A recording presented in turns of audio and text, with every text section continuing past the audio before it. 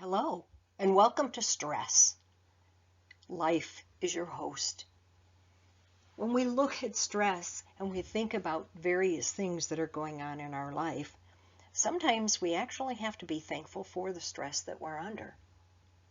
To begin with, I'm a woman of faith and a person who was a child of neglect and abuse. Now, there are some that would think that that's pretty weird that I could be thankful for that, but I am. I had a choice, I could see a difference, and I could make that choice, and thankfully I did. Do I lament some of the things that happened to me as a kid? Well, of course. But it helped me learn what not to have in my life and what not to do. So stress can actually be very good. On this picture you see graphite and diamond. Graphite is very fragile. That's what we have in our pencils, and it's constantly breaking when we apply too much pressure. But graphite is 3 molecules of carbon. The diamond is 4 molecules of carbon. The only difference between these two is the amount of pressure that they were under to create them.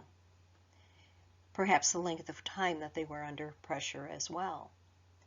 But think about this. The graphite and the diamond didn't have a choice. What are you? Well, you're carbon. The difference is you have a choice. So sometimes we have to choose wisely.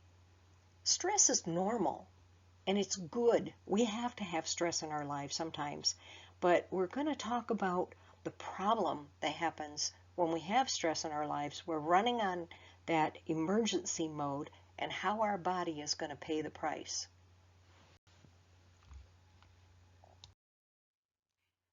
So now you're looking at these geese, and just judging from the picture is really hard to tell what's going on, but oftentimes we judge by circumstances. Well, we don't really know for sure, but our perspective is actually based on those circumstances. So when we look at that, we wonder, are they going away from something or are they going towards something? What's happening? It's quite important to note one thing. Stress does not kill you. It's how you react to it. It's okay to mourn and express sorrow or grief, but when we do this, we have to remember that there's something that comes out on the other side. How are we dealing with things? And what will happen to us if we don't? Stress actually helps to create that resilience in us, but we need to remember that it is our choice. So while we're going through this program today, we're going to talk about stress, obviously, and how COVID-19 has definitely impacted that stress, and how we can control those negatives, because some things are under our control, even though the things that we think aren't under our control actually are. We're going to talk about burnout, because burnout is a big thing. This actually will impact you to the point of death. And how we can create joy in our lives, because when we're dealing with joy, even though we're having stresses, we still can have some joy, and that is so important for us.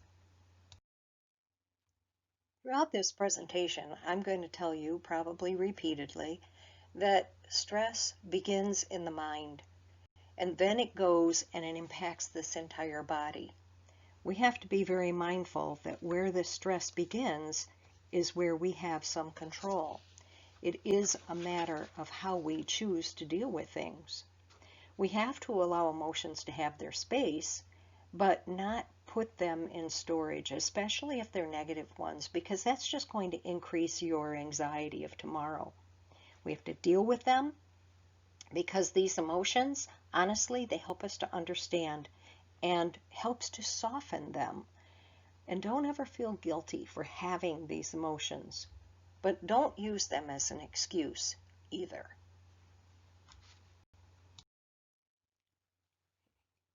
If you had a rock in one hand and you held it up in the air, up over your head, and just lifted your arm, the other arm, over your head with nothing in your hand, which one of these arms would get fatigued the most quickly? Well, a lot of people would say it's the one with the rock in the hand, and they'd probably be right depending on the size of the rock.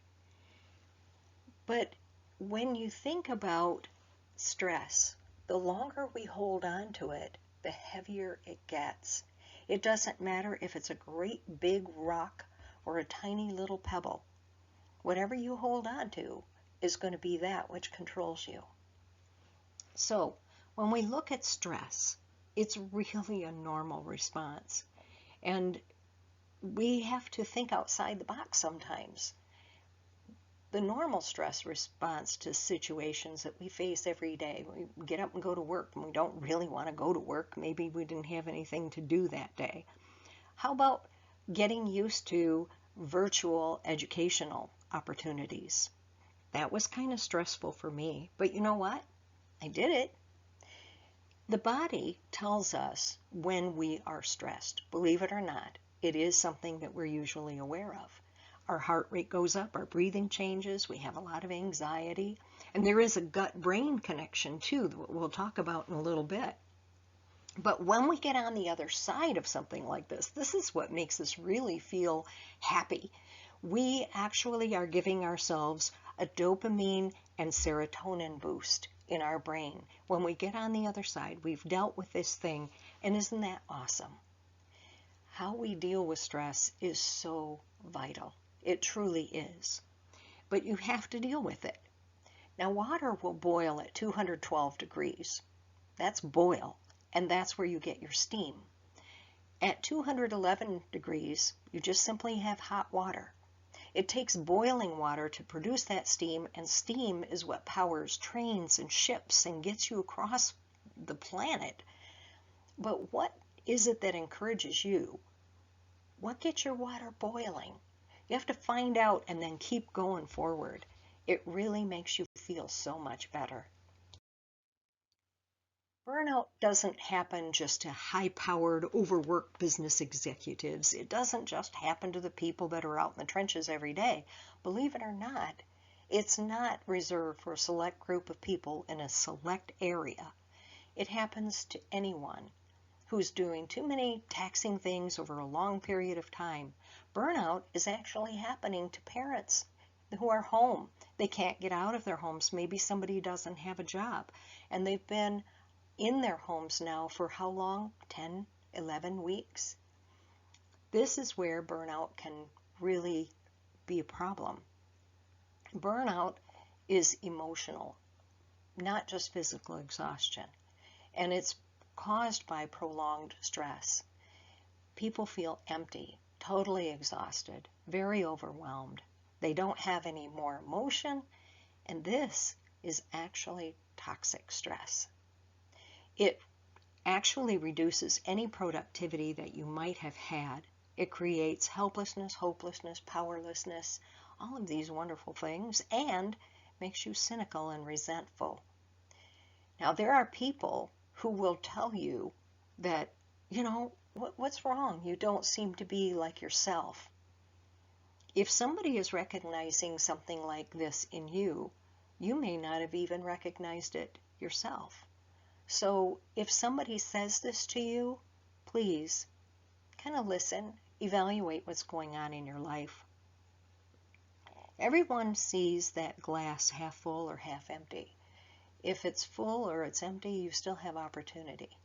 And that's the important thing. It's what we put in it. So I love these three different responses to stress that we have. We have positive, tolerable, and toxic. Well, let's talk about each one of them. When we have positive stress, this is where we have that opportunity to learn. We have maybe changed a school, we're starting a new job, a new neighbor moves in. That can be stressful sometimes. But when we experience this in a supportive environment, it gives us opportunities to learn how to practice healthy responses to life changes that might be there. Now, tolerable, as I mentioned earlier, activates that body's alert system, and to a greater degree as a result of even more severe, longer-lasting stressors. For example, if we had a divorce, an illness, prolonged illness especially, or if our kids are being bullied, those are things that are going to give us that tolerable stress response, but it's when our body knows it. Our heart rate is going up, our breathing is changing, those little things. Now, toxic. As I said when we were talking about burnout just a few moments ago, this can occur when you have prolonged or multiple stressors and you don't feel like you have support. Again, if your friend tells you that something seems to be off with you, maybe they are trying to offer you that support. But we actually see a lot of this, especially in children, where they have the strong or prolonged multiple stressful events and they aren't getting that adequate adult support. For example, they might have physical or emotional abuse, chronic neglect, parental mental illness, or exposure to violence. What scientists have found is that can actually disrupt early brain development and lead to a lot of health problems in children, and they hamper their coping abilities as an adult. So we need to get these things under control. Suicide is a really complex issue. Usually, there's not a single reason for its occurrence. It can be many, multiple things coming together. But the risk factors would include social stressors, like so many of us are under right now, substance abuse, mental illness, like depression. When we talk about social stressors, we think about that things such as violence, loneliness, hopelessness, unemployment, marital problems, a lack of access to care. And we have strong connections and actions to ideations as well as following through. There was a wonderful study that I read about the most stressed generation in our country. And that age group actually was between 8 and 17 years of age. So what stresses an 8-year-old? It could be bullies, divorce in the family. How about pushing a child to succeed, especially in an area where the child doesn't like? Maybe they're seeking acceptance from family, friends, or a parent with emotional or mental illness. So this is really happening. Since the COVID outbreak, there's been some concern that the national suicide rate could increase. 1 in 3 people who die by suicide are unemployed. And since the COVID outbreak, we've had a lot of problems with, obviously, employment. We have social distancing, quarantines, and all these things that would increase that because we've lost a very crucial part of our existence, and that is the social connection. The more connected to people we are, the less likely we're going to die by suicide. And during this time, it's important to stay connected to your friends, to your family. Even if you only can do it virtually, it really is super important. As of this recording, I'm thinking about all of the riots that are going on and the destruction in our nation. That is very stressful, and it creates a lot of fear, whether it's intended or it's just a byproduct. We have to get this under control.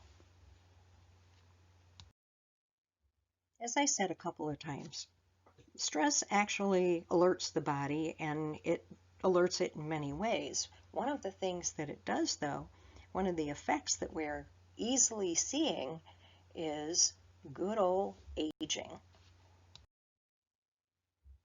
Bill Clinton was in office for 8 years. Look at the changes that have occurred to this man. He has a different complexion. His hair is much grayer. He looks like he's aged quite a few years just being in office for 8. President George Bush, again, look at what 8 years in the office of president have done to him. It'll be interesting to take a look at President Trump and all of the pressure that he's been under the last 4 years just to see how he has aged going through this wonderful event called helping our country.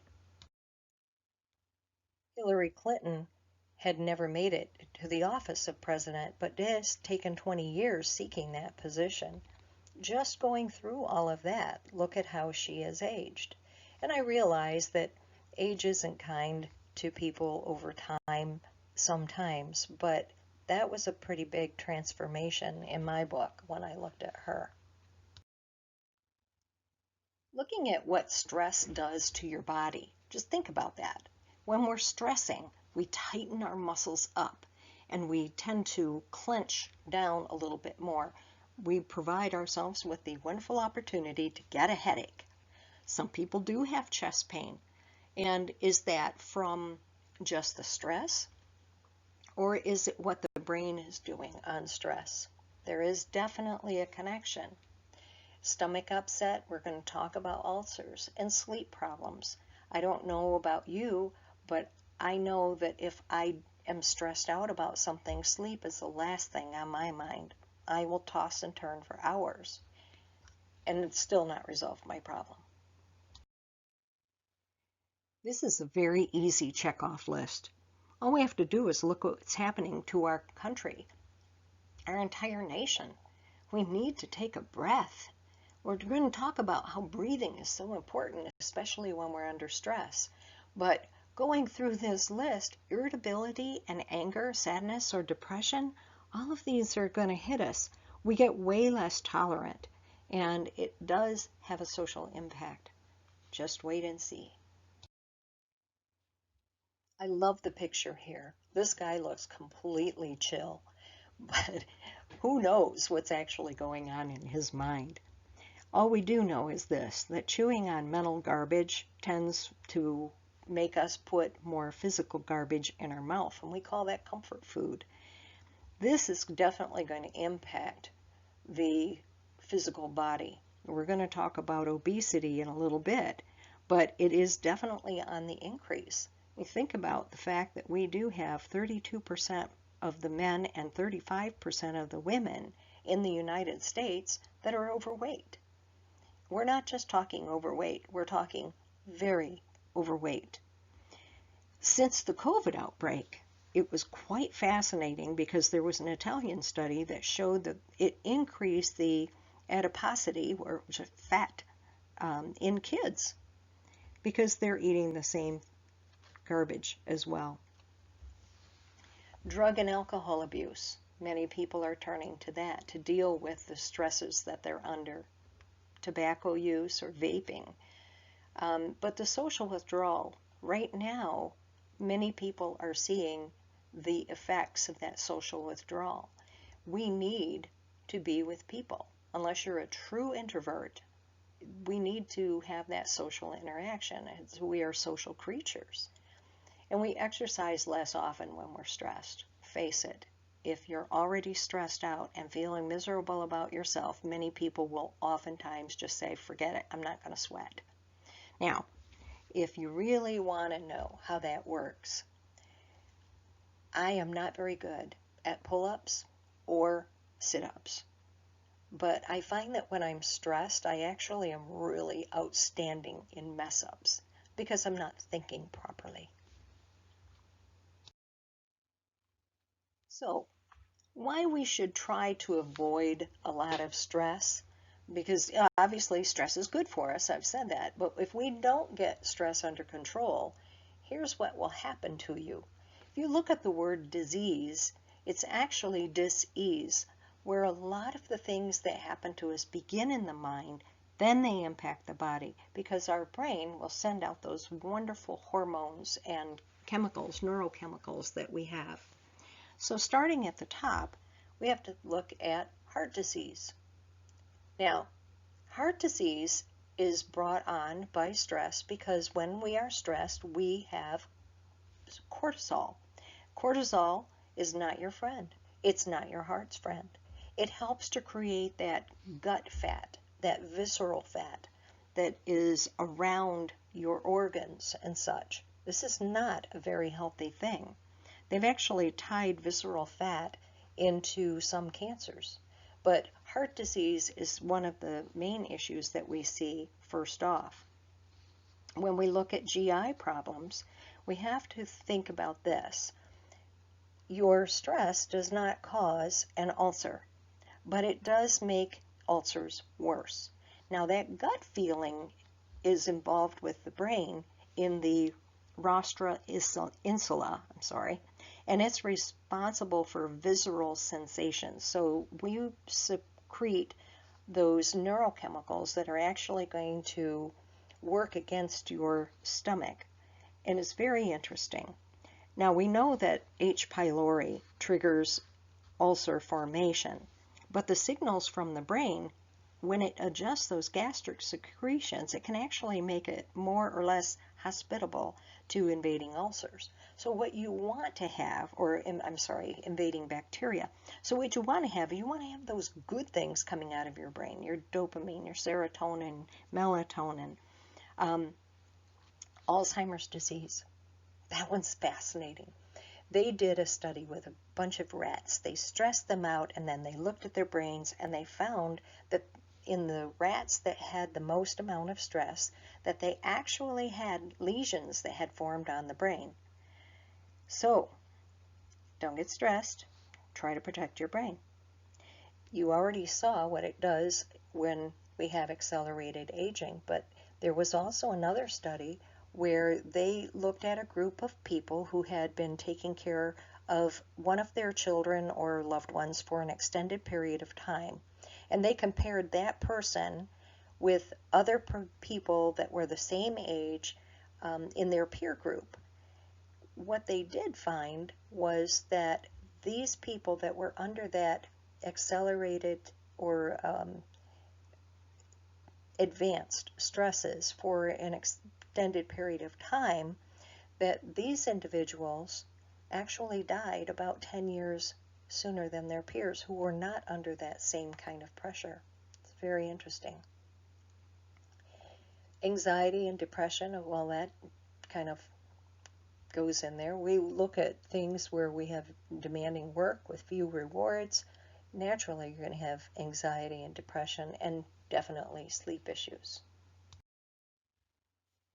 Your thoughts are the source of emotions and moods, and the conversations that you have with yourself can be either destructive or beneficial. They're going to influence how you feel about yourself and how you respond to events that are going on in your life. Now, your thoughts are definitely going to help you if you are thinking more positively. It encourages you. It's going to help reduce that stress. And we do this sometimes to ourselves when we are unhappy. We're getting those chemicals, those neurochemicals that are unhappy. That's that body security alarm that I was telling you about earlier with the increased heart rate and the anxiety and the breathing changes. But is it because of stinking thinking?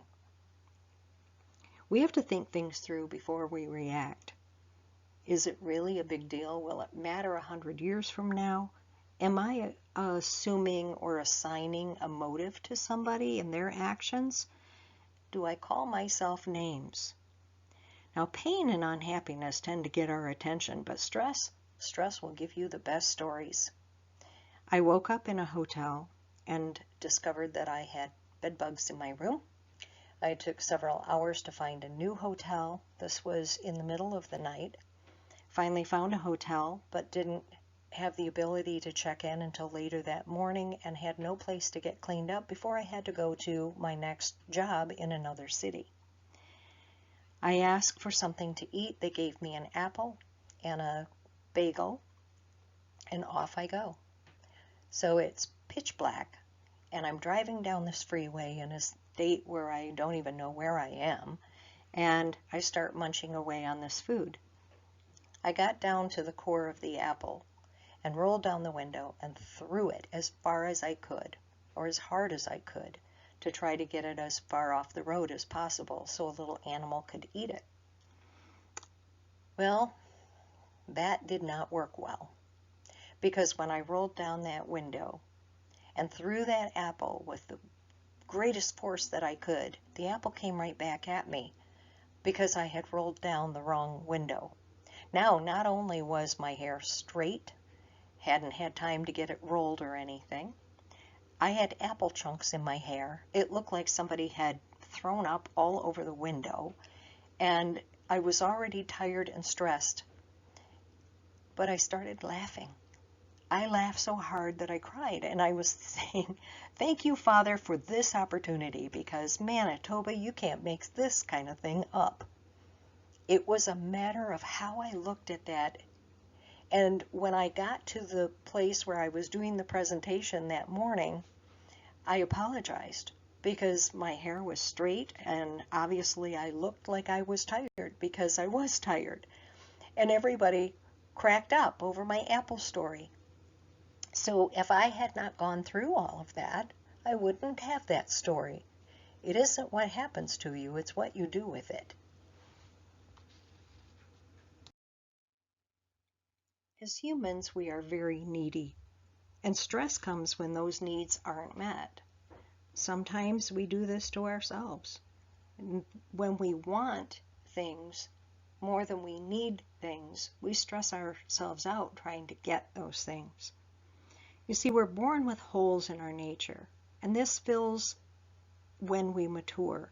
And sometimes there's a fit, sometimes we have to exchange those things. But it is us who need to understand that it is our choice what we put there and what we keep there. Kathy Koch is an author of a book called 5 to Thrive, and she wrote about 5 core needs, and she asks a question with each one of these. Security, who can I trust? Integrity, who am I? Belonging, who wants me? Purpose, why am I alive? And competence, what do I do best? We do get confused with want versus need. We want stuff, we stress ourselves out trying to get that stuff, but what do we really need? So just to clarify, a donut is a want, not a need. A big house is a want, but a need is safe shelter. Getting away from stress is also a want, but it is a need. If we don't get it under control, it will lead us to an early grave, and our time between birth and death won't be as great as it could be. We need to begin by making choices that will lead us down a path to joy. Interestingly, this is where the want comes first. You have to want to get out of the stress mode before you're willing to take the steps that are effective to get out of it. But your health, mental and physical, will suffer if you don't. It is quite important that you understand this.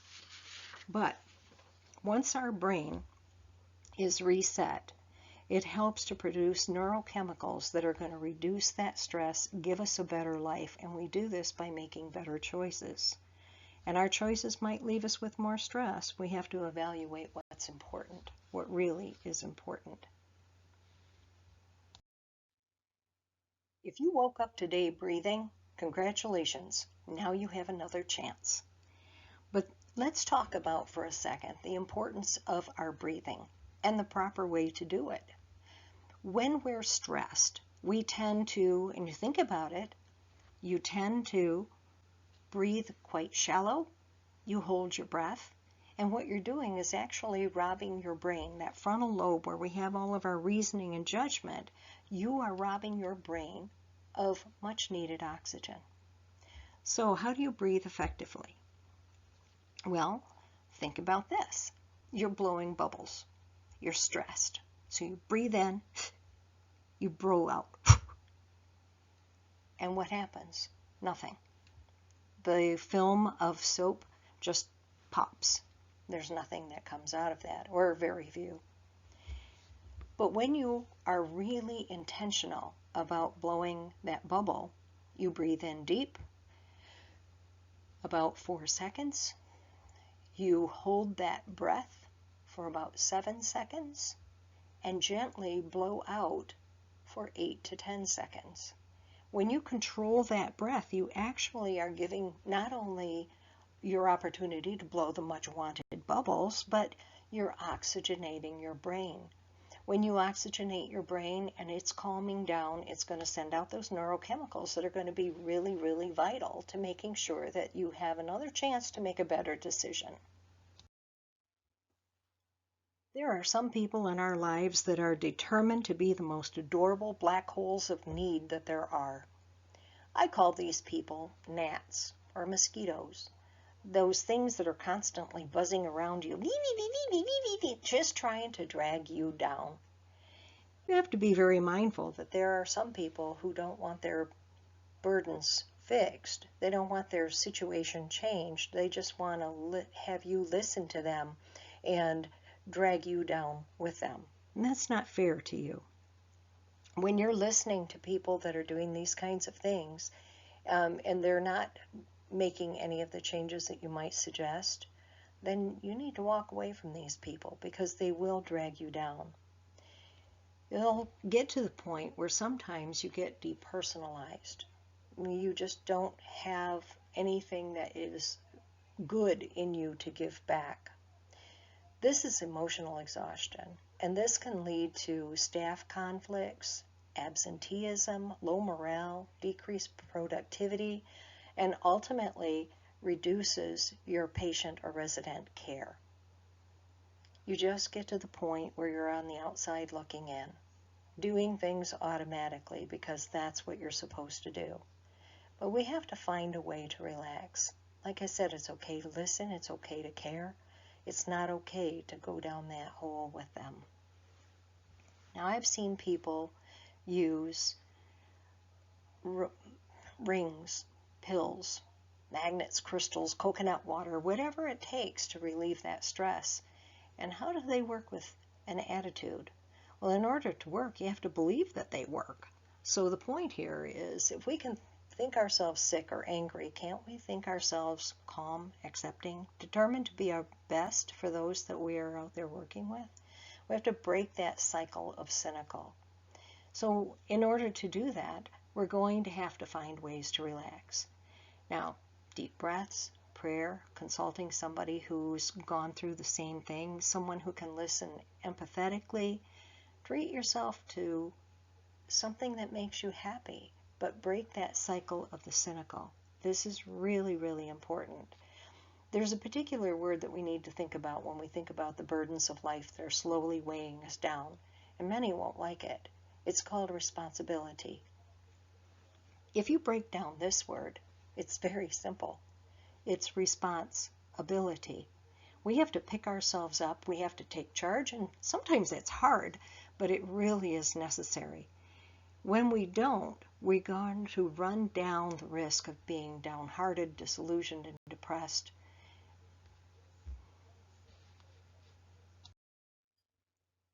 For those who know me, know that I really enjoy weird things. I enjoy fun facts, useless facts, and that's okay.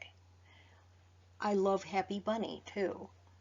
And so when I was looking at Happy Bunny, it made me think about rabbits. And we have a lot of rabbits. We have tons of rabbits in our yard this time of year. But if you think about a rabbit, now here's where we come to the fun and useless fact. One rabbit, a female, can live about 7 years.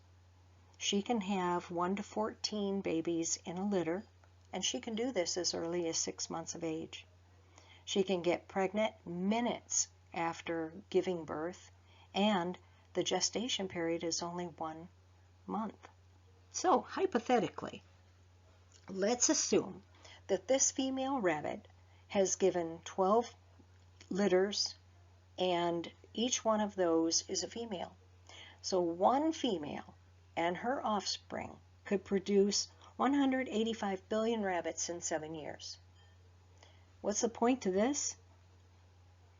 Let your happy thoughts multiply like rabbits. Now, with all these changes on a national level, there's a lot of threats to healthcare, and caregivers are finding it easy to become overwhelmed. It might be insurance costs, it might be job challenges, it might be so many various other things. And we have to create joy, not only in our own lives, but, try to connect to joy in the workplace. How can we help others if we haven't found our own joy? And this attitude of gratitude begs a question. Who would you want taking care of you? Would you want you taking care of you? Hopefully you would. But remember, an attitude of gratitude. You're going to find ways to make sure that you're happier. Laugh. establish rapport with somebody. And remember, it's okay to be silly sometimes. You don't always have to be a major professional. Just be happy.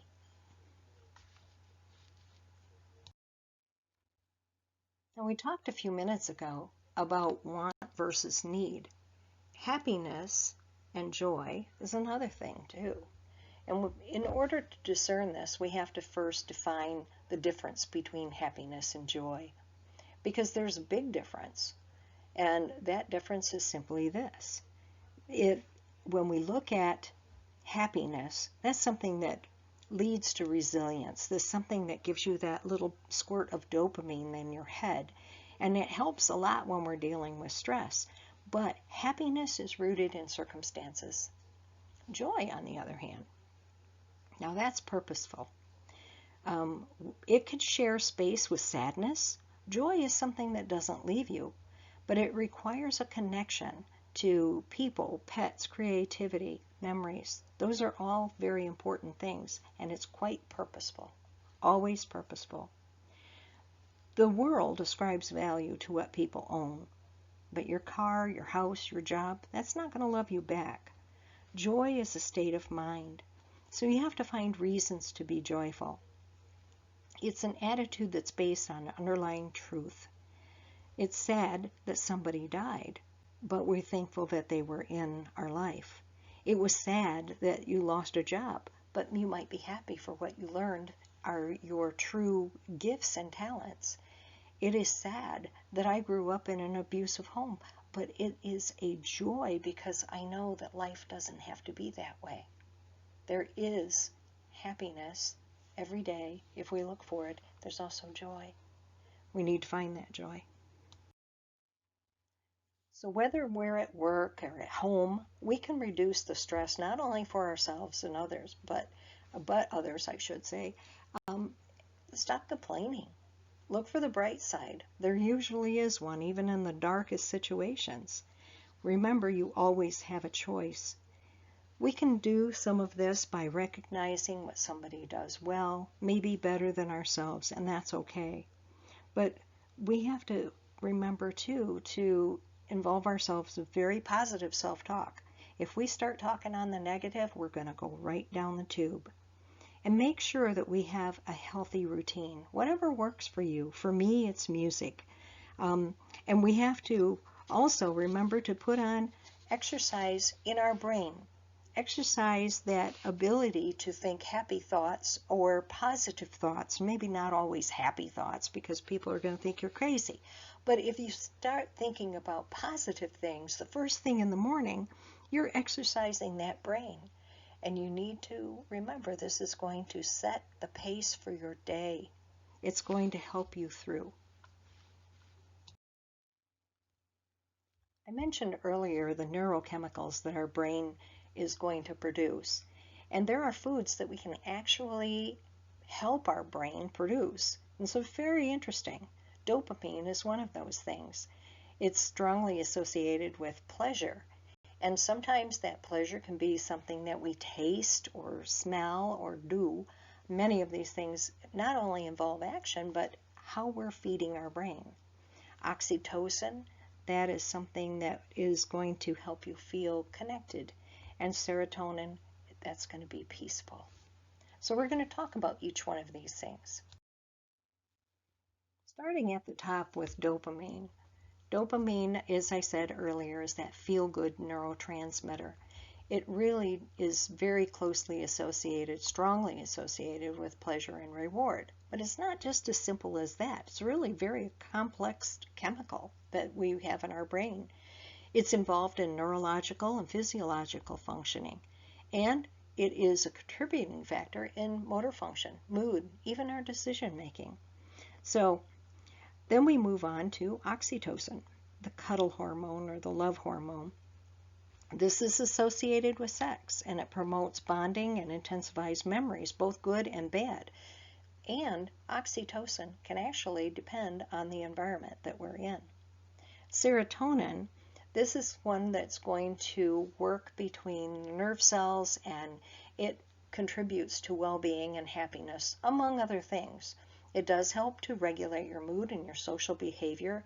It also helps with your appetite and digestion, your sleep, your memory, your sexual desire and function.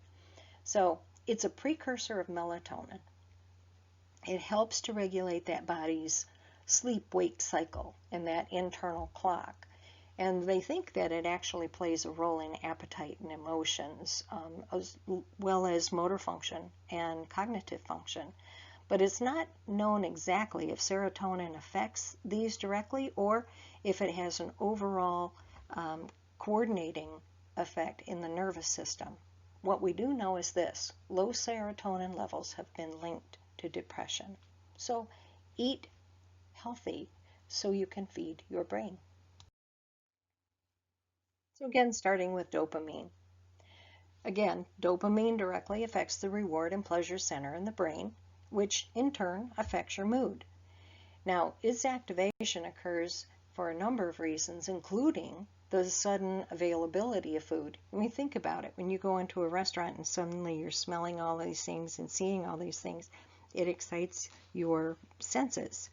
So what's the science behind it, though? You see, protein foods essentially produce dopamine, which reduces cravings. And since we have dopamine increase, there's a less junk food that we want. So start eating some of these things. Ladies, we've heard for a long time that dark chocolate is really good for us. Well, there you go. There aren't a lot of foods that influence the production of oxytocin, but figs are definitely one of them. This is actually rich in amino acids, and it does several different things to your body, but it actually does something very cool. So here's a fun fact for you. When you are eating figs, it increases the level of nitric oxide in the body. Now, nitric oxide is essential to the respiratory cycle by helping red blood cells release the oxygen that they're carrying and helps it go into the tissues. Nitroglycerin relieves chest pain by becoming nitric oxide, and that improves the blood flow to the heart. So I thought that was very interesting. And watermelon, citrulline, is an amino acid that also improves the blood flow. It dilates the blood vessels and helps to send that oxygen into the blood like you want it to go. There are some things that we call natural serotonin boosters, but outside of SSRIs, things that people would take, the selective serotonin reuptake inhibitors like Celexa and Prozac, there are other things that can boost your serotonin level. And that was actually written about in a paper published by the Journal of Psychiatry and Neuroscience. Some of those things that we can actually help with boosting that are going to be bright light, sunshine, or light therapy. This is often recommended when someone has seasonal affective disorder, SAD, and exercise. That can have a mind-boosting effect as well. Or I said mind-boosting, didn't I? Whoa, I'm losing it. I meant mood-boosting. So a healthy diet is going to help improve those serotonin levels. The common belief is that by eating foods high in tryptophan, you can boost your serotonin level. But is that true? We would find that primarily in turkey and nuts and salmon. But serotonin isn't found in foods. Tryptophan is. Foods high in protein, iron, riboflavin, and vitamin B6 all contain large amounts of this amino acid. And while high tryptophan foods won't boost serotonin level on their own, there's a way to cheat the system, and that is getting carbs. Because carbs cause the body to release more insulin, and that promotes the amino acid absorption, and that leaves tryptophan in the blood. So if you mix high tryptophan foods with carbs, you might get a serotonin boost. One of the things on here that I wanted to call your attention to, though, was pineapple. Pineapple contains bromelain, and bromelain will slow clotting time, So if you're on a blood thinner, which also slows clotting time, you might experience a lot more bruising or increased bleeding. So let your doctor know if you're experiencing any increase in bleeding or bruising if you're on these foods. Because stress is central for survival, facial expressions warn or ward off other people. And we know this from birth to death, all across all cultures, social contexts, and species. We think about this, even species. Dogs will lower their head if they're angry. Horses will flatten their ears. I hate it when my horse flattens out their ears. But this is a really important part of nonverbal communication. If you only listen to a person but ignore what their face is telling you, you're only getting half of the story. But how does smiling affect your brain? You see, each time you smile, you have this little feel-good party in your head. It actually sends neuropeptides throughout your messaging system, and it actually improves neurotransmitters like dopamine, endorphins, and serotonin when a smile crosses your face. It not only relaxes your body, but it can help reduce your heart rate and your blood pressure. Also, endorphins are natural pain relievers, 100% organic, without any potential negative effects. It's really cool stuff. And finally, serotonin is released by your smile, and that serves as an antidepressant and a mood lifter. So a lot of these things we can concoct in our own little drug or pharmacies up in our brains. But you actually look better when you smile. And I'm not trying to butter you up. People actually will treat you better when you smile, because smiling activates that orbital cortex, orbital frontal cortex in your brain, and that's where we produce sensory rewards. So when you're viewing a person who's smiling, you actually feel rewarded.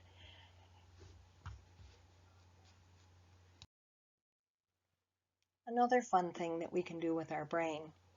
You see, our brain doesn't know the difference between a fake and a real smile. And if you're feeling down or you notice that you haven't smiled in a while, fake one. The more often that you fake that smile, the more likely smiling will become a natural habit.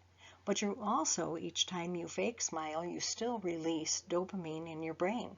It can't tell the difference. And so you're going to lift your mood. We can't always control what happens, but smiling and laughing more often can really change your internal and external experience. So brighten your perspective on life and keep on smiling. When I put this in there about smiling being your logo, I just want to tell you a quick story. I was walking through an airport one day, and a lady approached me and she said, "Aren't you so-and-so?" And I said, "Yes." And she said, "Oh, well, we went to school together." I had no idea who she was. And I said, "Well, after all these years, how in the world did you recognize me? Because I know I've changed quite a little bit." And she said, "I never forgot your smile." You see, that can be your logo, how other people are going to see you. So what can we learn from a pressure cooker? Well, one of the things we can learn is that if we don't de-stress, we're going to blow our lid. I talked to you a while ago about boiling water. Boiling water is your attitude. Is it going to power you to go ahead, or is it going to just sit there and not boil but stay hot at 211 degrees? Eventually, your stress will consume you if you don't do something with it. And we have to learn to control those inner voices of judgment, worry, rumination, these things where we're focusing constantly on distressing things. It's very difficult right now when we're thinking about everything that's going on in our nation with COVID, the lockdowns, the riots now that are going on. It's terrible what's happening in our world. But if we focus only on those things, we're going to find that eventually the stress of all of this will consume us. So make sure that you're doing things like cultivating kind words, thoughts, and actions, not only toward others, but toward yourself. You have permission to be kind to yourself. We have to take control of our emotional triggers. Do you know what yours are? You see, one of the many wonders of our brain is how masterfully it rationalizes behavior. We get angry, feel anxiety, and this can lead to extra stress. But often it's something that we do to ourselves, and then we justify it by pinning the blame on somebody else. Something occurs, you react, and then your brain says, oh, there's a reason that I did this, just to justify that behavior, even if the reason makes no sense at all. You see, we're really good. We have this ingenuity of self-deception that's inexhaustible. We have to identify our emotional triggers. Sorry about that. We all have them. There isn't anything to be ashamed of. You just have to know your capacity.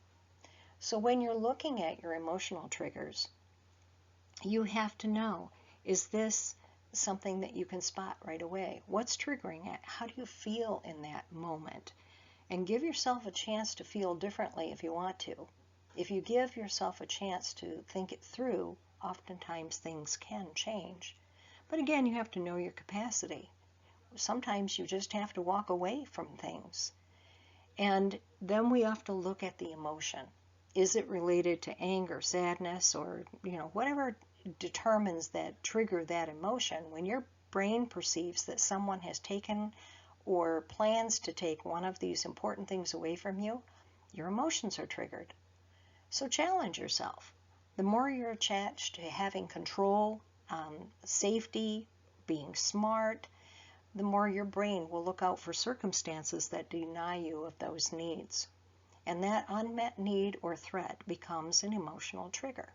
So you need to keep a journal. Maybe come up with some alternatives. So we'll talk about those alternatives. Looking at responsibility again. What can you do to stop the effects of chronic stress and cortisol damage in your own life? I've titled this, Change Your Habits, Change Your Life. But what it really boils down to is, change your mindset. Don't compare yourself to other people. They aren't you and you aren't them. And going down this list, we have to have that attitude of gratitude. Appreciate what you have. Could you live with less? Do you absolutely need more? You see, every day we make choices. We want to avoid any unhappiness, and that goes along with appreciation. Good choices increases the well-being, and some choices are actually going to increase your stress and your anxiety and even your despair. Forgive. Forgiving someone is essential because if you forgive them, you let go of all of those poisonous chemicals that we create in our own brain. We reduce that stress. It will destroy you if you don't. If this person that you need to forgive hasn't asked for it, forgive them anyway. Just avoid them. If it's somebody that has died, write a note. Pour out your feelings in it. Anger, whatever. Because then you can tear it up and throw it away. But at least you've gotten it out. You see, hate or unhappiness like that will bleed you of your happiness and increase your stress. Don't drink poison. Don't play that blame game. People will do things to us naturally. They will do things to us, and sometimes it's for their own gain. But you don't have to let that destroy you. Walk away from those things. And don't worry about what other people think. But I want to add, don't surround yourself with toxic people. They will impact how you think and how you feel. And procrastination will wither any ambition that you have. I've heard people say, well, I'm this way because of this or that, and my parents did this. You know what? Forgive them. Shame on them for what they might have done. Shame on other people for how they might have impacted you. But shame on you if you see a different road and you don't take it. Then it is your fault. You see, we are who we are to some degree because of our DNA. But DNA is science. Action, now that's choice.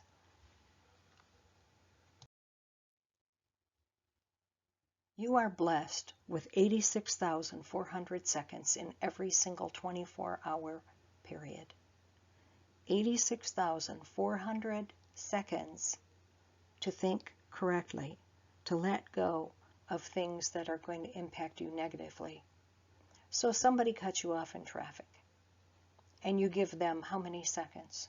But do you keep reliving those seconds and tell everybody what a jerk that person was? You see, you're giving them more seconds of your day. And every second that you do that means that you have a second less to think about how you want your life to actually be. We want you to be a better you, a calmer you, and that's so important to hold on to.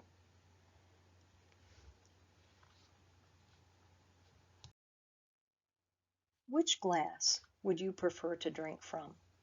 The one with clear beverage in it, or the one that obviously looks like dirty water? What you put in you is going to determine what people see when they look at you, but more importantly, it's going to be how you feel about you. And when we hang on to stress, it really does put dirty water in our system. The other glass that looks like it's either half full or half empty, in reality it is full. You see, it's either full of water and air, or all water, or all air. It is a determining factor what we decide to put in it, what we decide to let go of, and what we decide to put in it. When we decide to put in good things, and you focus on the good gets better. And this eases your stress. Remember, it's called response ability. It is up to you. Mental and stress survival is yours to control. Don't put it in another person's hands. Who loves you more than you? And one final thought. In our quite divided nation today, please don't be right wing or left wing. Work together, because it takes both wings to fly. I thank you for your time and attention during this presentation. If you have any questions, you can certainly call me at any time, or you can send any questions to the email that is there on your screen. Thank you again.